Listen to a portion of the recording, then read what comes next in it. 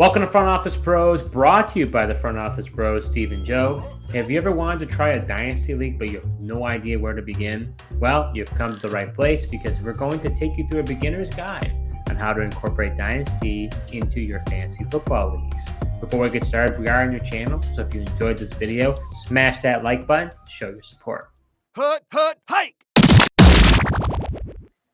So the first question we have to discuss is, what are Dynasty Leagues and how does it work?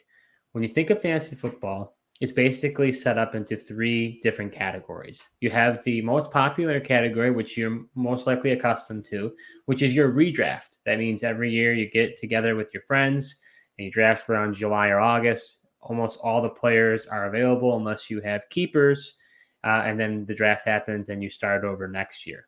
Then you've got daily fantasy. This has been something that's been on the rise recently. The FanDuels of the world, also DraftKings, where you have lineups that you can choose in a daily manner. You can play with your friends or in contests. And then you've got Dynasty. So in Dynasty Leagues, you keep your roster year over year, and you have a rookie draft every year to add in players. And so that's how a Dynasty League works. Joe, why do you think Dynasty Leagues are relevant, and why should fantasy football players care? So I think Dynasty Leagues are relevant, Steve, because, at the end of the fantasy season, once the traditional, redraft league is over, we're craving more football, wanting something else to happen during the, soft period of the NFL where not many things are happening, and kind of in that wait period from Super Bowl to the draft, into training camp and the off season, in Dynasty Leagues is a great way to keep that craving for football, keep alive, keep that connection with your buddies and league mates in your leagues.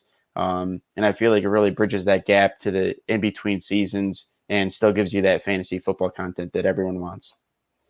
Yeah, I think the other part that makes it relevant, you kind of mentioned, but I'll expand upon it, is that I think trading is probably the most fun aspect in fantasy football. You get to put your GM hat on, you make trades, you try to make your roster better. Maybe you're rebuilding, maybe you're trying to win now. And so, like you said, when you have a dynasty roster, you're able to carry that team throughout the offseason into the next year. And so you will see trades most likely happen in dynasty leagues, happening within your rookie draft, possibly what happens in free agency. These players will change teams, which drastically changes, their value. And so you're going to see that type of activity in your leagues. And it really does make for it to be a lot of fun. Yeah, to that point in a dynasty league, I feel like the real strategy of your league year happens in the off season. It's when you're trying to build your team, trying to figure out, is my team good enough to compete this year, or do I gotta have to try to rebuild and build to be more competitive in the future? And that strategy right there really shapes the off season and is going to change, shape your team once the season comes. And then in a dynasty league, like once the season comes, it's pretty much don't really have that much to do. There's not that many in-season, free agent pickups or moves like there is in a traditional redraft league in dynasty, since you already did all that in the offseason as well. So, Joe, how would you go about incorporating a dynasty league? Yeah, I mean, obviously, I think, first and foremost, it's important to probably start with the rookie draft. And if you already have like your redraft leagues already in process, or you already have somewhat of a semblance of a team, obviously the rookie draft, or you just, if you're starting from scratch, you just have a full-on draft that also includes a rookie portion, or you could just do, straight, normal player draft and then have a separate rookie draft later, like you traditionally would after, your first year in dynasty as well. Yeah, you'll probably see on YouTube, a lot of different videos created around startup drafts. And I think there's kind of a few ways that I've seen it done. You can do a startup draft with rookies included. You could do a startup draft that, let's say, if you don't have kickers in it, kickers are basically the placeholder for a rookie pick. So, for example, if you picked at the 110 spot, picked a kicker, it essentially means that you got the 101 reservation spot for the rookie draft. Or I've seen also once the draft is over, you can do a startup draft with the rookies involved. So I think you can do it in a variety of ways to first get involved into a dynasty league. And if you haven't done it, I think it adds a whole new dynamic. And that's the thing. I mean, you can have your redraft leagues that you're in, but just add a dynasty league on top of it. You don't have to, it doesn't have to be an either or situation. And in redraft leagues, if you're kind of like, I don't know if I want to do that in dynasty, try keepers out. Keepers essentially are kind of a bridge to that, depending on how many keepers you have. I know in our, auction league that we do, which is a lot of fun, is you can actually keep a player based on their auction price. We have when it comes to, we have a salary cap. They call it that, or just an auction budget, for a certain amount of money for the redraft, and then you get to keep that player for the price you paid for them last year. So there are some things you can do to try to get yourself closer to what a dynasty would look like. But I think those are some things that you could do to help you create a dynasty league. Yeah, I definitely agree. I know we found the traditional like redraft style leagues, and we were in a few of them, getting stale. So we wanted to add in a dynasty, to kind of like add it into our portfolio of fantasy leagues here and try to liven things up a little bit. But yeah, I definitely agree. Keepers is a great way to kind of help transition and bridge that gap. If you just wanted to give that a try before, fully diving into a dynasty league. One other thing I would mention, and I think is probably the most difficult thing that you'll find in dynasty leagues, is the possibility of orphan teams. When it comes to dynasty, the parity can really change very quickly depending on who gets hit rate when it comes to draft picks. These guys end up being really good. You start seeing a huge level of disparity between the top teams and the bottom teams, and depending on if what your league entails, it could come to the point where someone's like, I'm too far down in a hole that I can't get out of it, and I don't want to do this anymore. And so I think you do have to really be creative about how are you going to keep the owners that you have in the league, because sooner or later there's going to be a huge amount of disparity. There's not going to be a player movement that is necessary, so people can just hoard onto the players that they have. So that's one challenge you're definitely going to have to figure out what you're going to do. Would you have any suggestions for people that might be dealing with the orphan teams right now?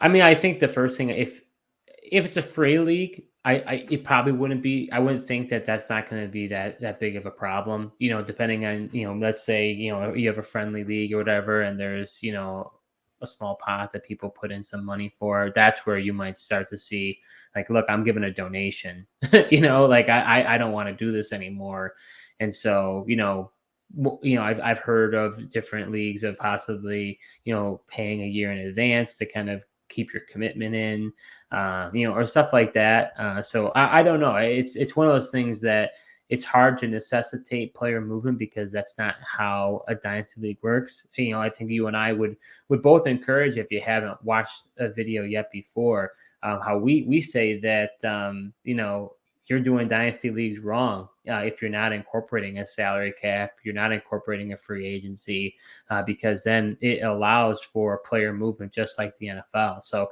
that's, I think, the ultimate solution, but that is a big undertaking.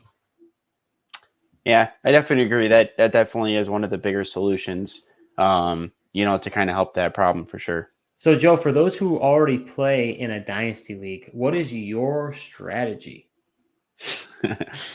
Well, my strategy could be a little different than other people's, but my strategy going in is I always want to compete, be a competitive team.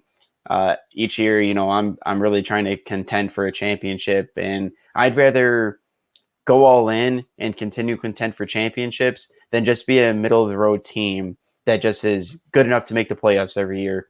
I don't know. I play things to win, and that's why I go for that style. I don't want to be a middle of the road guy, and I'm fully comfortable if my team is not good enough to contend, tearing things down and building things from scratch. I'm definitely not afraid of that. I think rebuilds are ultimately fun and can be a good way to pivot off, and I'm fine with that strategy as well. So my strategy in Dynasty is really, I'm all or nothing. I'm either going all in to contend, or I'm fine kind of being a bottom team in a rebuilding phase as well.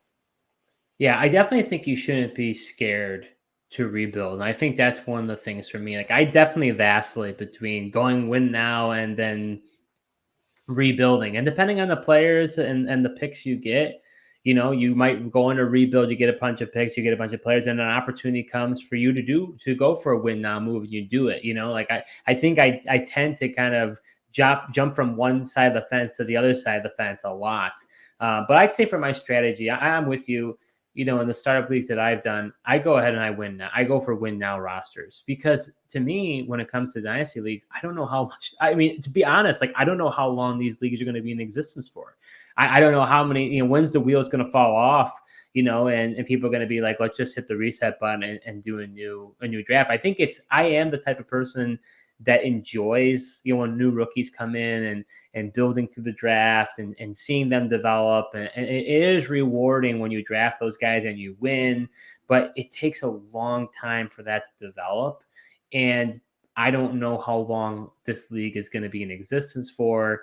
And is there going to be orphans? Are there going to be problems? So that's for me why I end up going towards the win now. But maybe if you're in like a local, friend league that you've known each other for a long time and that's not going to happen, maybe I'd be more likely to just go ahead and do a rebuild strategy or a kind of like build to the draft, like not go for top players and eventually be this juggernaut in the future. Yeah. Yeah. Another strategy, I've always been willing to, trade my picks for proven commodities as well, instead of, worrying about what players are going to be in that draft class. And, as you mentioned, waiting for those players that I take in that draft class to develop. I've always been willing to give away my picks for the proven commodities. And that just ultimately even goes into my win now mode strategy even more. So that concludes our conversation on a beginner's guide on how to create a dynasty league. We strongly recommend that you look into creating a dynasty league if you haven't done so already. If you enjoyed this video, we do ask you to subscribe to our YouTube channel. We are relatively new. Any support that you can give us would be greatly appreciated. You can also follow us on Spotify and Apple Podcasts. If you have any comments surrounding dynasty leagues, we're happy to assist you in any way. So go ahead and put a comment below, or you can send a direct message to Joe, or Front Office Pros. Thank you so much for watching, and until next time.